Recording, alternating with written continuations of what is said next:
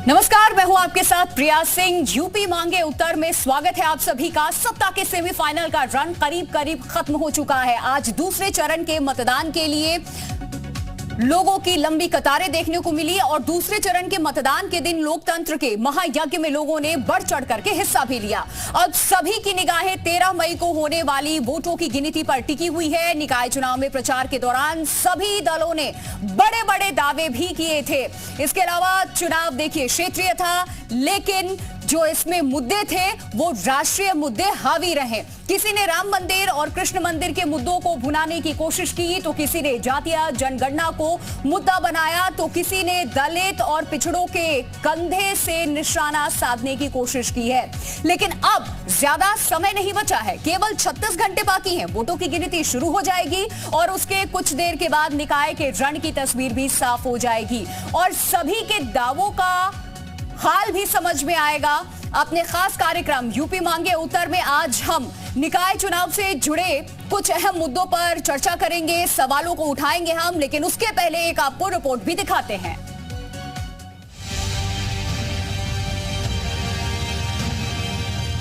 Samajwadi party हमेशा उसका एक चरित्र रहा है कि जब जब चुनाव हारने का काम होता है तो उससे पहले उसके कार्ड गिनाने का शुरुआत कर देते हैं।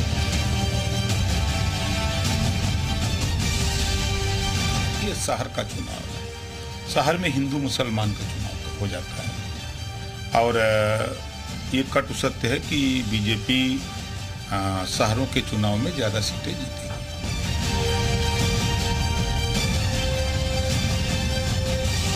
ये परिणाम ये बता देगा कि 24 का रास्ता लखनऊ से बन रहा है और 24 बहुत महत्वपूर्ण चुनाव है।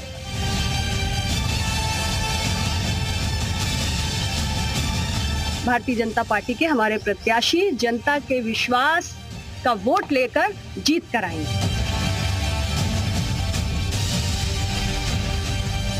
प्रदेश के अंदर और नगर निकायों के अंदर सब जगह डबल इंजन की सरकार होनी चाहिए ताकि प्रदेश के साथ साथ शहर का भी विकास हो।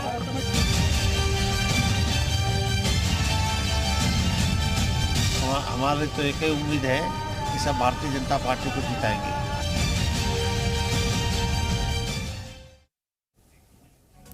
तो देखिए, 2 चरण में हुए निकाय चुनाव में इस बार लोकल मुद्दों की जगह राष्ट्रीय मुद्दे हावी रहे। बीजेपी के दिग्गजों ने माफिया राज के खात्मे से लेकर के विकास के तमाम दावे किए, तो दूसरी ओर विपक्ष के नेताओं ने भी बुलडोजर एक्शन से लेकर के महंगाई, बेरोजगारी पर सवाल खड़े किए हैं।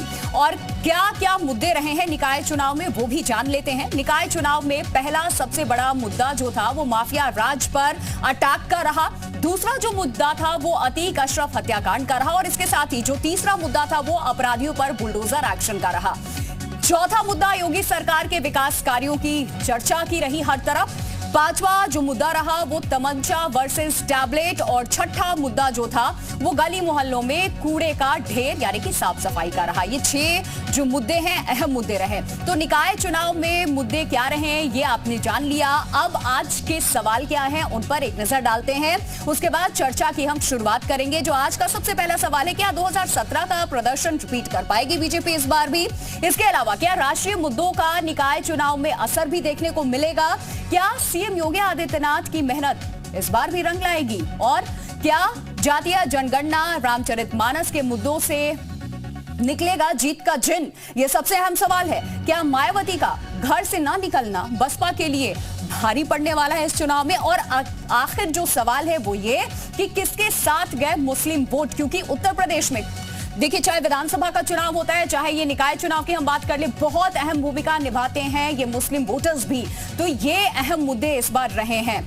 तो आपको साथ में ये भी बता दें कि इन तमाम मुद्दों को लेकर के जिस तरीके से अपनी जीत को लेकर के बीजेपी आश्वस्त नजर आ रही थी, वहीं चाहे हम बसपा की बात कर ले या समाजवादी पार्टी की हम बात कर ले, कांग्रेस की हम बात कर ले, वो चुनावी मुद्दों को लेकर के बीजेपी को घेर भी रही थी, जो बीजेपी की तरफ से मुद्दे यहां लाए गए थे चुनावी मैदान में। तो चर्चा की हम शुरुआत करेंगे। तमाम खास मेहमान हमारे साथ जुड़ चुके हैं। सबसे पहले उनका परिचय आपसे करा देती हूँ। राजेश चौधरी जी है, प्रवक्ता है बीजेपी के, हमारे साथ जुड़े हुए हैं। डॉक्टर अभिषेक राय, प्रवक्ता समाजवादी पार्टी के। राज शर्मा है, प्रवक्ता कांग्रेस से, हमारे साथ जुड़े हुए हैं। इसके अलावा अगर हम बात करें तो डॉक्टर सुनील कौशिक हैं, राजनीतिक विश्लेषक हमारे साथ हैं। गौरव रघुवंशी, नेता बीएसपी के। अजीत प्रताप सिंह लखनऊ से हमारे साथ हमारे सहयोगी जुड़े हैं और नितेश पांडे कानपुर से हमारे साथ जुड़े हुए हैं।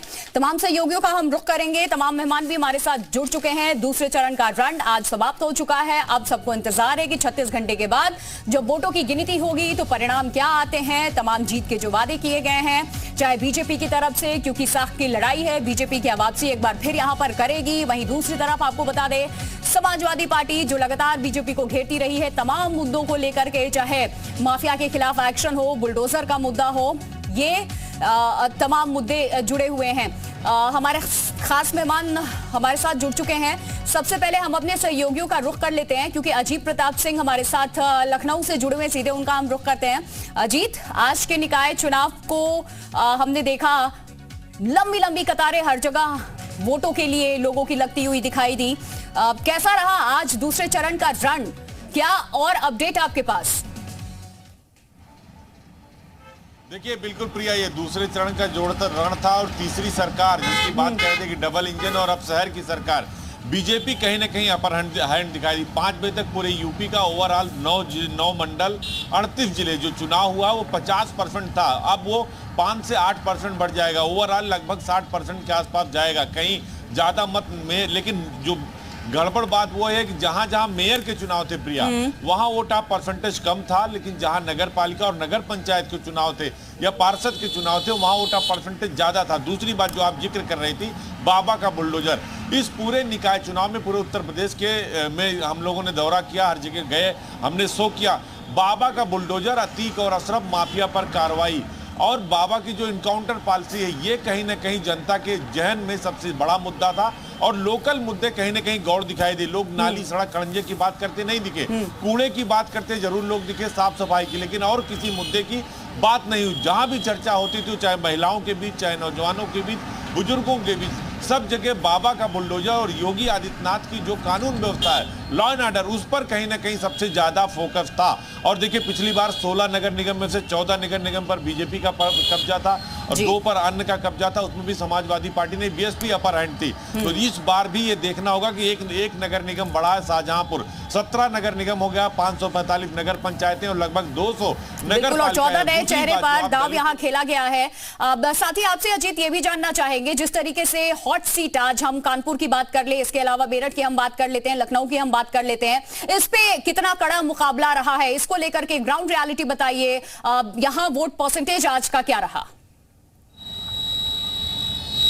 देखिए बिल्कुल कानपुर सबसे कम वोटा परसेंटेज रहा और कानपुर में देखिए कहीं ना कहीं बीजेपी ने जिस कैंडिडेट को दिया था, पुराने कैंडिडेट को लेकर भी नाराजगी थी और वहां बागियों ने बहुत ज्यादा खेल बिगाड़ा है प्रिया, बीजेपी के लिए भी और समाजवादी पार्टी के लिए भी। अयोध्या में जहां मैं था पूरे दिन, वहां देखिए हरिकेश उपाध्याय जो पिछले मेयर थे उनका टिकट काट दिया गया था, उनकी जगह पर गिरीशपति त्रिपाठी को दिया गया था। तो वहीं समाजवादी पार्टी ने जयशंकर पांडे जो पुराने नेता रहे, पूर्व मंत्री रहे समाजवादी पार्टी, उनके बेटे आशीष पांडे दीपू को दिया गया था। कांटे की टक्कर बीजेपी और समाजवादी पार्टी में दिखाई दी।